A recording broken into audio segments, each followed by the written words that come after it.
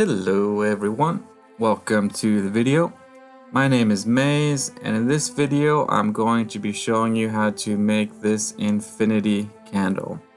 Now I got this idea from a recent video posted on the Wood by Wright channel, where he makes one of these, and I thought it was pretty awesome and I wanted one, so I decided to make it.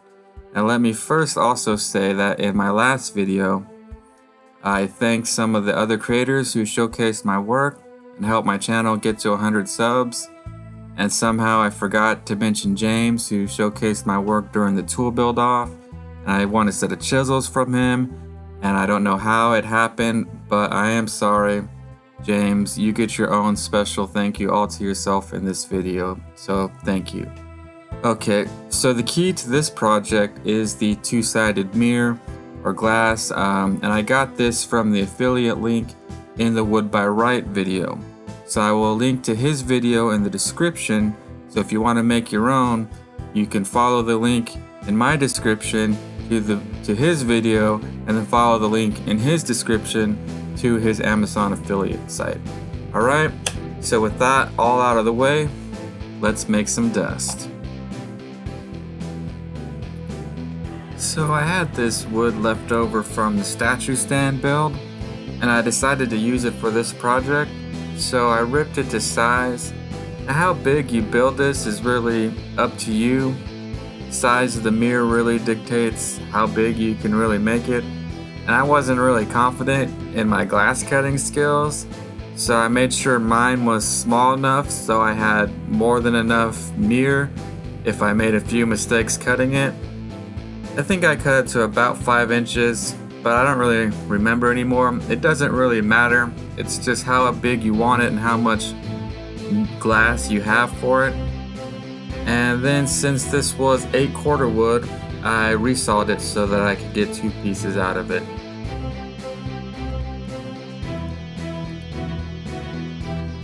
And then I planed those 2 pieces so that they were both about 3/4 inch thick.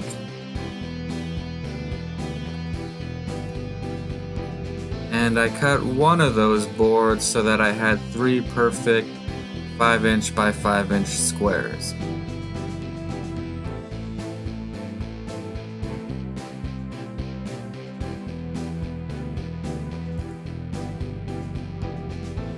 And then I took the leftover piece over to the table saw and cut out some pieces so that the width and the thickness were the same. So in this case they were 3/4 inch square posts, and I needed 4 of these, but I could get 5 out of my piece, so I just cut an extra one. And that's basically your starting point. You need 3 square pieces, in my case 5 by 5, and 4 square posts, in my case 3/4 inch. And it doesn't matter how long they are at this time, I'm going to cut them down to size later on.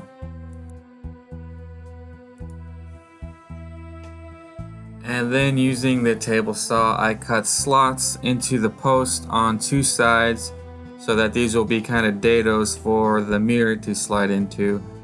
And that's the main part of the cutting done.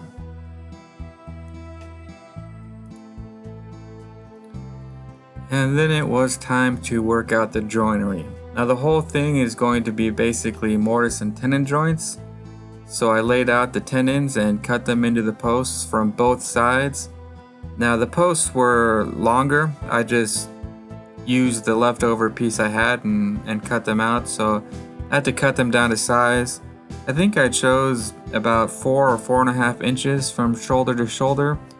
And the tenons, I didn't want them to be through tenons, so I cut them to about 1/2 inch.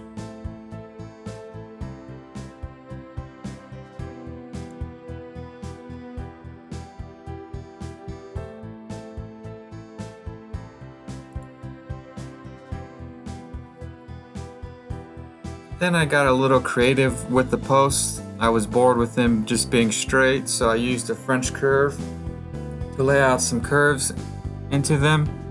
And I made sure to stay away from the slot for the mirror by about 1/8 of an inch, so I wouldn't mess with the whole functionality of that part of the piece.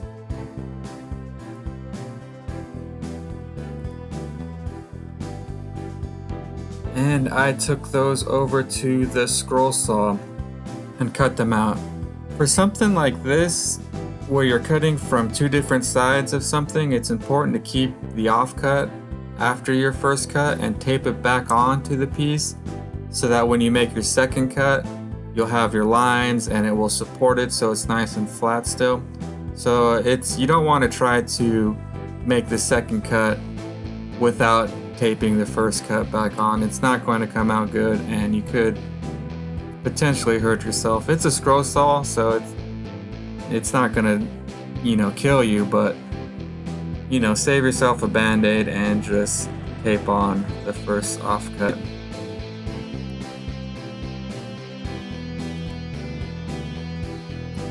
And then you take those over to the belt sander and get them nice and clean and symmetrical.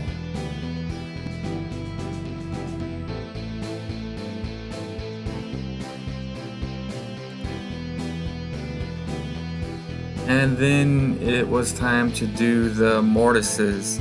It's pretty straightforward. You just lay it out where you want the post to go. And always use the actual pieces if you can, not a ruler. Whenever possible, try to use the real world piece. And it comes out better that way. And then you just drill out as much of the waste as you can, and then use a chisel to fine tune it. And you could use a file to kind of fine tune the tenon if you want. Some people find that easier. I kind of like to do both and do a little bit of chisel work, a little bit of file work until I get it to fit nicely.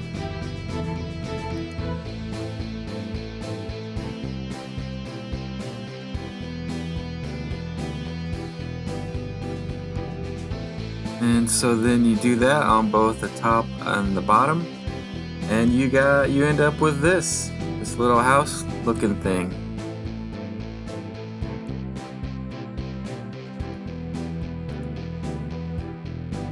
So then I need to work on the candle holder part of it.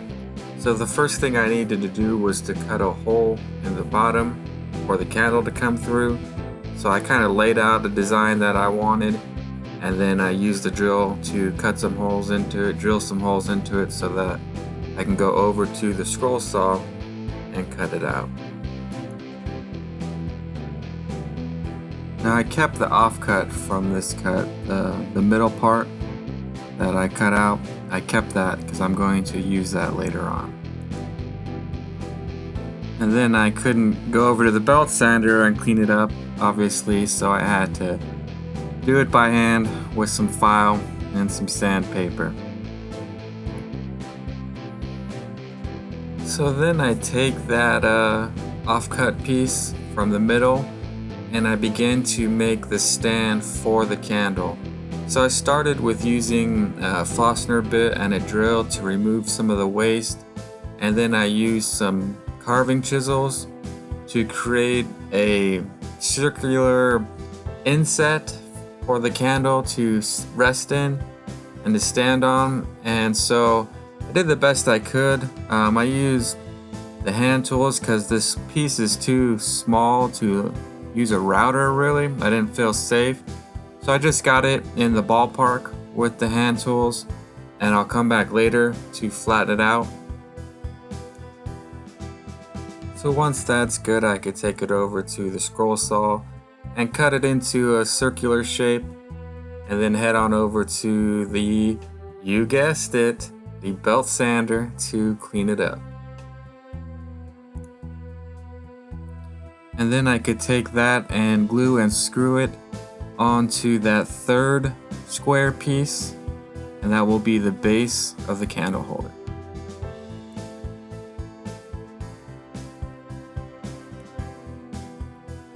So then, while that was drying, I needed to cut a hole out of the top so the heat and smoke of the candle could escape, basically at the chimney hole. And I used a Forstner bit. I drilled a pilot hole with the small drill bit first so the Forstner bit would have something to follow, and I could drill it from both sides so there wouldn't be any tear out.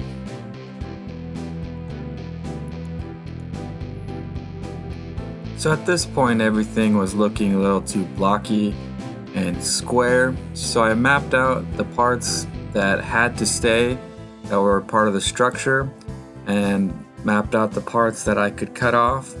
And I made a simple design that I just thought would make it look better on both the top and the bottom.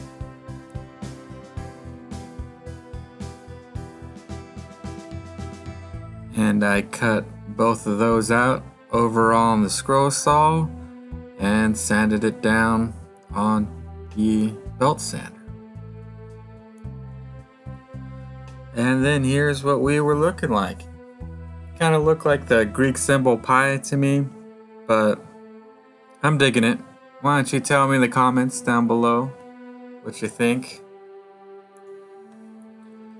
So the base was dry, and this is the only spot where I'm going to be using glue. So I unscrewed the screw, and I did my special move that I like to do and replaced the screw with a wooden dowel, and so I glued that in and cut it flush. So now that I had something I could hold on to, I took the base over to the router bit with the top bearing and flattened up the candle holder. And then I used a 45-degree chamfer bit to chamfer the chimney hole and the edge of the top. I took it in a few passes. I pretty much did a small one on the chimney hole and then the biggest one I could on the edge.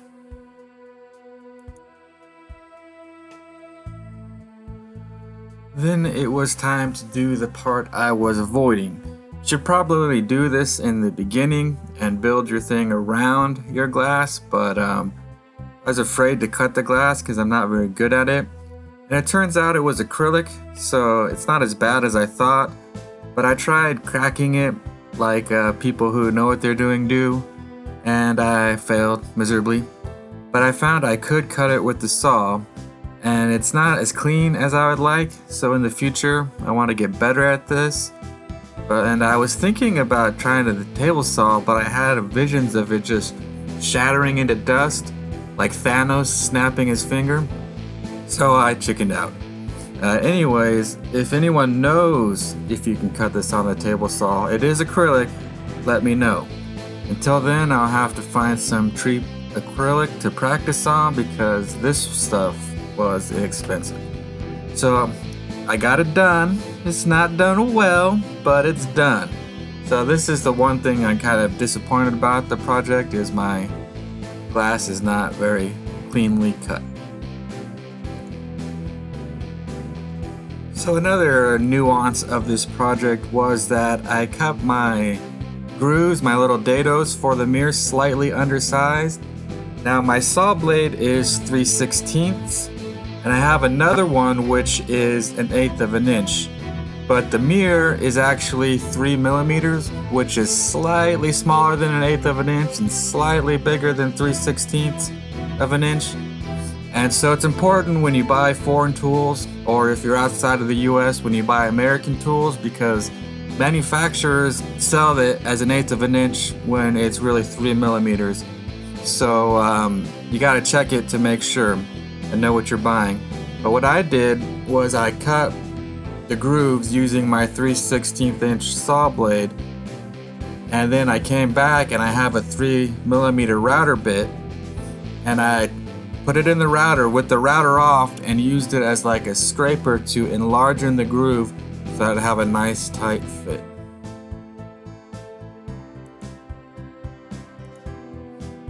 And then it was essentially done. I sanded it all to 220.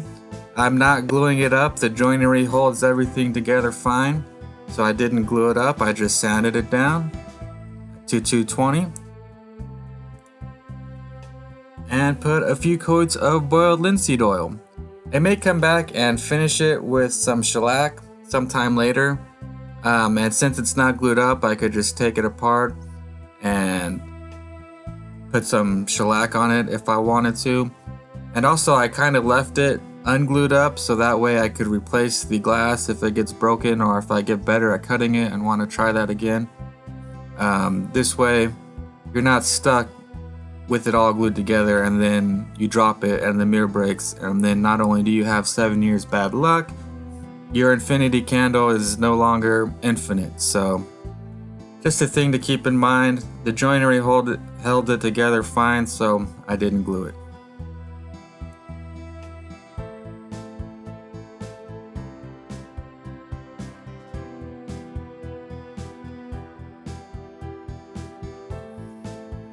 Okay, so here it is done. Let me show you how it works. You take off the lid, you put in the candle, and then you light your candle.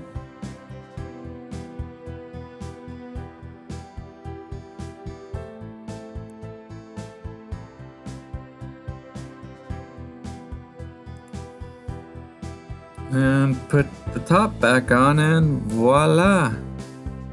Let's turn off the light to get the full effect. And as you can see, the candle goes on endlessly.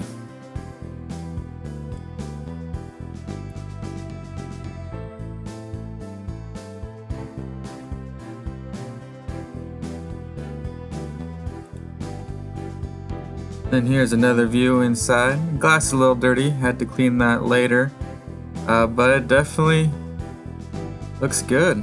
Goes on forever. It goes on for infinity. And I checked it, I counted it, and it does indeed go on for infinity. And there we go. I hoped you liked it. It was a fun little project. I'm already thinking about making another one, going a little bit more crazy now that I kind of did a proof of concept one. So thank you, Wood by Wright, for the inspiration. And again, if you want to make one of these, check out his video by following the link in the description. And then you could follow his affiliate link to get your hands on some two-way mirror if you need. Alright, so hope you liked it, and thanks for watching. And that's the video. Thank you very much for watching. If you haven't already, hit that like button. Subscribe for more content like this, ring that bell for notifications, and maybe watch another one of my videos. You can follow me on Instagram if you want to see more of my work or some sneak peeks, and stay tuned for my website, which I'm currently building. So thank you very much for your time, and don't forget to support your local craftsmen or get out in your workshops and make your own dust. And together, we and make making great again.